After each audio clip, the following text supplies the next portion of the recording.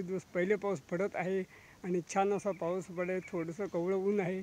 मला वाटतं दुपारी 2-2:30 वाजलेले आहेत आणि त्या टायमाला रिमझिम पाऊस, थोडं झुळझुळ असं वारा सुटलेला आहे आणि छानपैकी पाऊस पडलेला आहे. तर आपल्याला पाहायचं आहे की त्या पावसामुळे काय आगळंवेगळं वातावरण झालं का आणि दिसून येते का आपल्याला पाहायचं आहे. तर चला आपण आता पुढे जाऊ आणि आपण प्रत्यक्ष पाहू तिथे काय चाललेलं आहे ते. ठीक आहे मंडळी, मृग नक्षत्र पाऊस म्हटलं तर सर्वांनाच आनंद होतो. मानवापासून ते जीवाणू प्राणी अशाच प्रकारे झाडाझुडपांमध्ये फार आनंद. कारण वर्षाचा पहिला पाऊस म्हटला तर रिमझिम असा सुंदर पाऊस होतो, कोवळं ऊन लागते आणि झुळझुळ असा वारा सुटलेला असतो. त्यामुळे एक लौकिकपणा वाटतो की एक आगळेवेगळं वातावरण होतं. आपण वर्षभरातनं त्यावेळी पूर्णपणे प्रसन्न राहतो. म्हणून आम्ही लोक मृग नक्षत्र साजरं करतो, कारण ते आहे. तर मंडळी बघू ह्या पहिल्या पावसामुळे, ह्याच्या अगोदर पण पाऊस पडला होता, तर त्याच्यामुळे निसर्गामध्ये काय फरक पडलेला आहे ते आपल्याला बघून घ्यायचं आहे. चला तर जाऊ आपण पुढे. मंडळी, आमच्या कोकण भागामध्ये अशा सुंदर अशी वेडी वाकडी वळणे असतात. वळणदार वाट असते, नागमोडी वाट असते. तर ह्या दिवसामध्ये धुकं वगैरे जाम असते. आता सध्या काय धुकं नाही आहे, पण इथनं पुढे ते धुकं चालू होणारच आहे.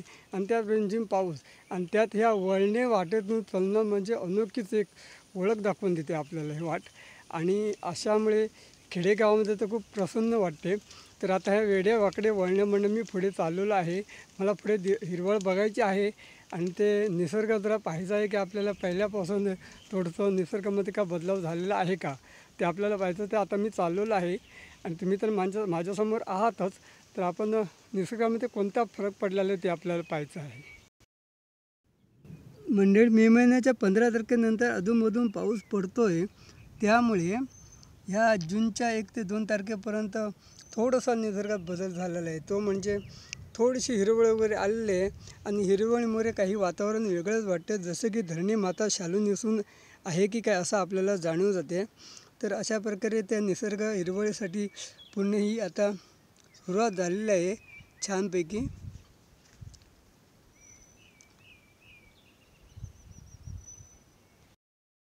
मंडळी, पूर्वी लोक म्हणायचे पहिला पाऊस म्हटला तर मृग नक्षत्र पाऊस म्हटला तर केरळमधूनच चालू होते. तर ही आहे पश्चिम दिशा. तर आपण त्याला मुळाचा पाऊस म्हटला जातो आणि मुळाचा पाऊस लगभग थोडंफार धरलेला आहे, म्हणजे पावसाची सुरुवात खरोखरच झालेली आहे.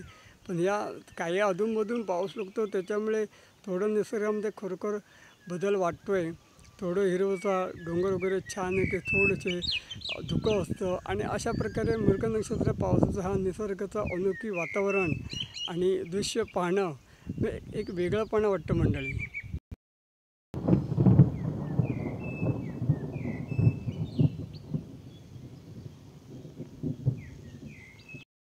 मंडळी, पावसाचं आगमन होतं प्रत्येक प्राण्याला, पशु प्राण्याला एक आपल्या वेगळेपणाची चाहूल लागलेली आहे आणि तीसुद्धा आपल्यासाठी पावसाला बोलवत आहेत. अशा प्रकारे